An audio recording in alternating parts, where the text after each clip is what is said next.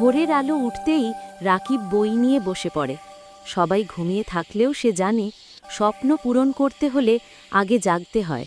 School শেষে রাকিব দোকানে কাজ করে। ক্লান্তি তার চোখে নেই। সে জানে পরিশ্রম কখনো মানুষকে প্রতারিত করে না। বন্ধুরা বলে, এত পড়ে কি হবে?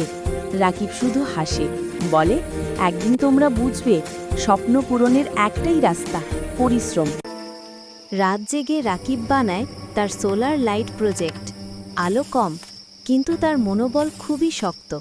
বিজ্ঞান প্রতিযোগিতার মঞ্চে রাকিব তার প্রজেক্ট দেখায়। বিচারকেরা অবাক, একটা গ্রামের ছেলে এত বড় আইডিয়া দেখালো।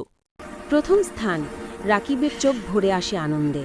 তাকে বিশ্ববিদ্যালয়ে পড়ার জন্য স্কলারশিপও দেওয়া হয়। বছর কেটে যায়।